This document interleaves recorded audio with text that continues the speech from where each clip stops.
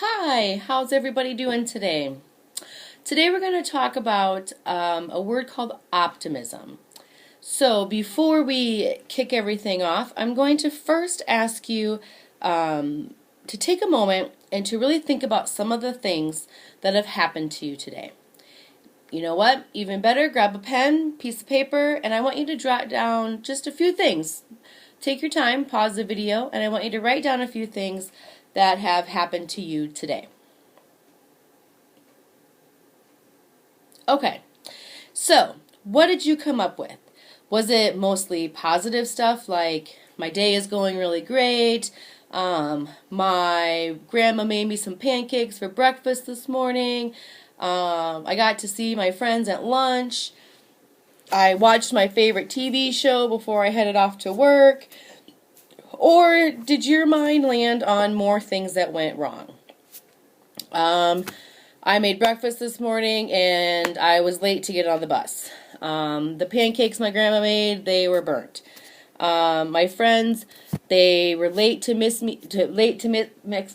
My friends were late to meet me for lunch, so I only got to spend 5 minutes hanging out with my friends. And my favorite TV show was a stupid, boring episode. I hate Mondays. When we stop and think about how we look back on our day and how we think about our day and what our day was like, we need to think about how we really think about it.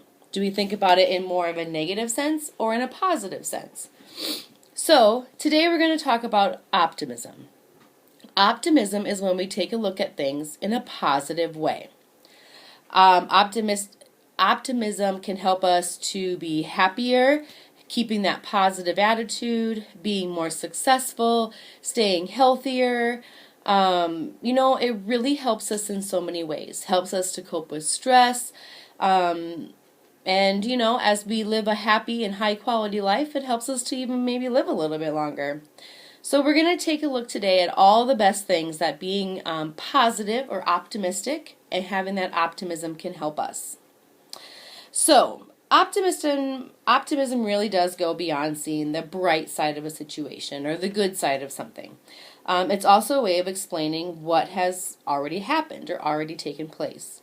When something good happens, a person that has an optimistic attitude or is positive will think about what they did to make the situation turn out so well. They see their abilities as something that is permanent. It's a stable part of their lives. It's something that is consistent within their daily lives.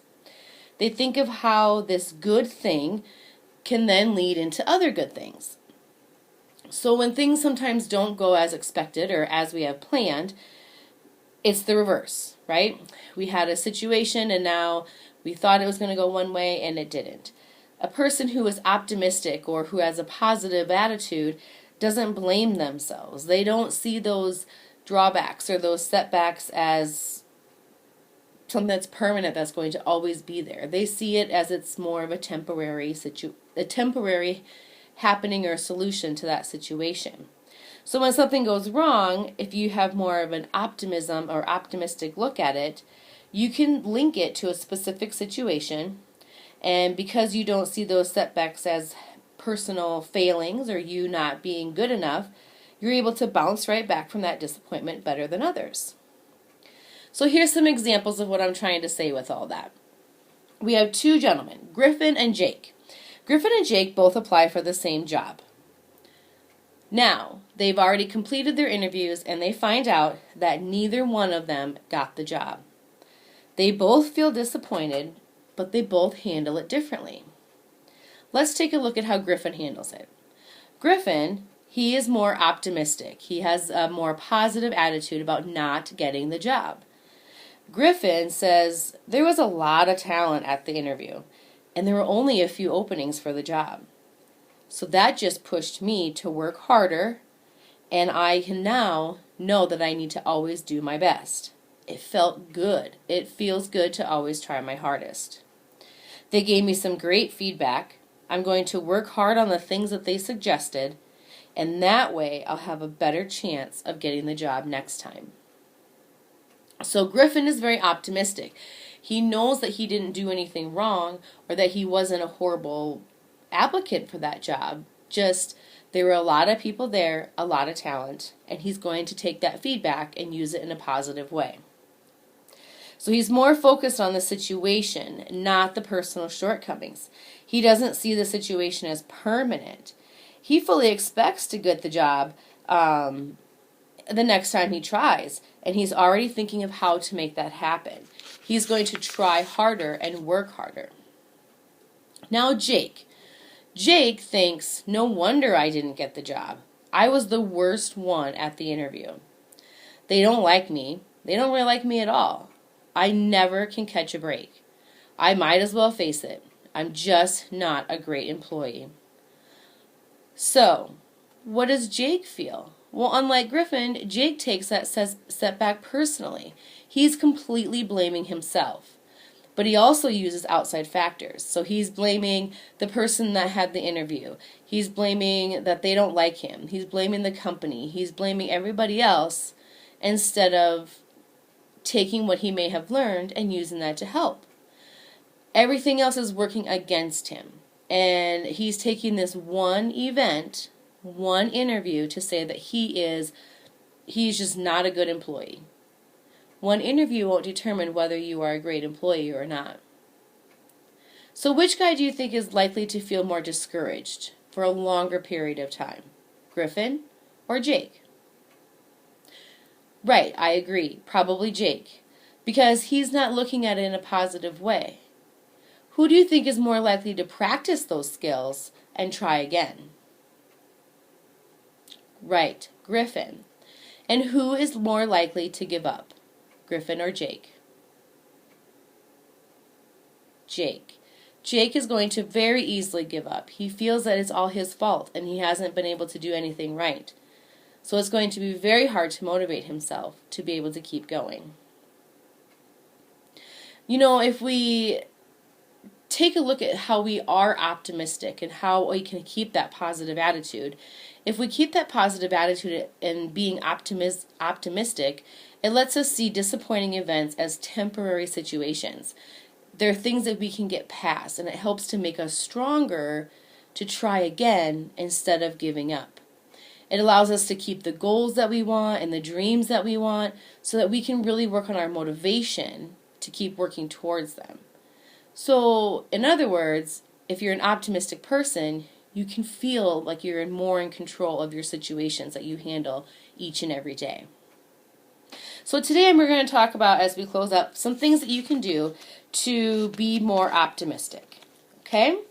So some of the things that I have here is, how can you be more optimistic? Notice good things when they happen. At the end of every day, at the end of the day, take 10 minutes just to go back and look through your day. Run back through everything that you did that day and come up with things that you're grateful for. If you need to, jot them down. Write them down somewhere. Write them down in a journal. Make sure you train your mind to believe that you can make good things happen in your life. Get in the habit of telling yourself that you are good. Telling yourself that if you do this, this will happen. If I practice, I will do better at the next interview. Make sure that you know, if I want to meet new friends, right? Well, if I go out to this event, I might meet some new people. Don't just blame others and everybody else around you. Take a little responsibility. And don't blame yourself when things go wrong. Things happen. Sometimes there's nothing that we can do about it. So what does your inner voice say when things don't go right for you? So instead of saying, I failed because I'm just terrible, maybe tell yourself, well, I failed because I didn't try my best. Or I failed because I wasn't completely prepared. There's different things that you can say instead of making you seem like the horrible person.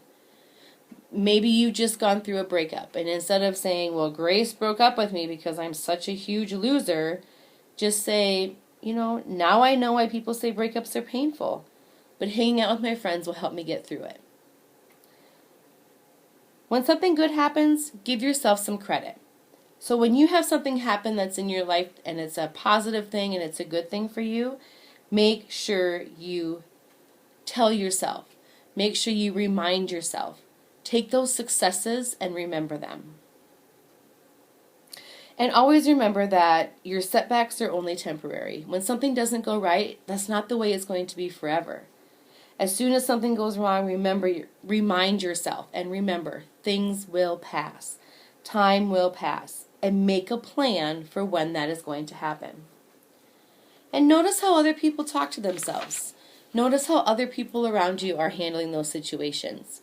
Sometimes when we're around people that don't keep that positive attitude or stay optimistic, we kind of tend to have those same behaviors as others. So today I want to leave you with this.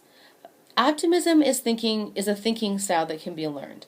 And it's something that might take a little bit of time. So don't get discouraged. But becoming more aware of how you are reacting to a different situation can always, have a better positive impact on how you react to those situations. So remember, tell yourself, I can be more optimistic, and I'm going to keep practicing. I'm going to keep trying and stay motivated. The biggest part of being optimistic is this: having a healthy balance of positive and realistic thinking. Again, that's having that healthy balance of positive and realistic thinking. I hope you have a really great week. I can't wait to see you all, and I'll talk to you later. Bye.